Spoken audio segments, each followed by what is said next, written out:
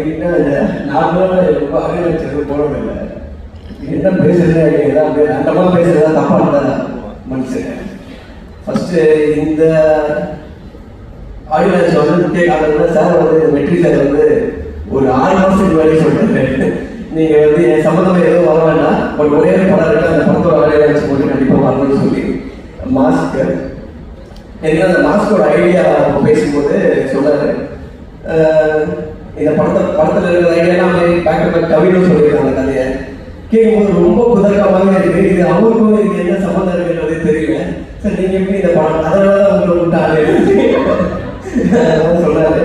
அதோட இந்த மாதிரிலாம் ரொம்ப விபரீதமா யோசிச்சது யாருன்னா விக்ரன் சொல்லிட்டு ஒரு நாளைக்கு அப்புறம் சொன்ன கவின் தான் சொன்னான். ஆனால் ஆளே கொஞ்சம் ஒரு மாதிரி தான் இருக்காங்க அப்படின்னு சொல்லி இதை யோசிச்சு நம்ம மூட்டை பார்க்கணும்னு ரொம்ப நாள் ஆசை. அதுக்கப்புறம் வெற்றி சார் ஆஃபீஸ் போகும்போது தான் பார்த்தேன். இப்போ உள்ள பார்த்து எல்லாமே மேட்ச் ஆகுது, எல்லா கிடைக்கும் டோட்டலாக பார்த்து நான் சொல்லி இதை அப்படியே எடுக்க முடியாது சார். எப்படி சார்னா இல்லை சார் அதெல்லாம் கொஞ்சம் கம்மி பண்ணி தான் இருக்கணும்.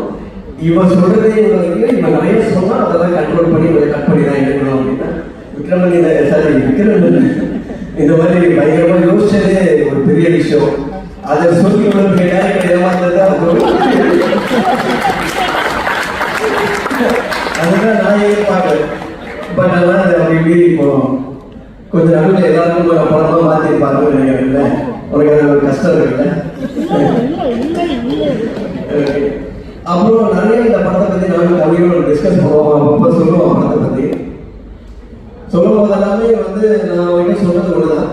எனக்கு இந்த படத்தை சம்மந்தமாக நான் கேட்டது பார்த்தது எல்லாமே வந்து ரொம்ப ஃப்ரெஷ்ஷாக இருக்குது, ரொம்ப புதுசாக இருக்குது. எதுவுமே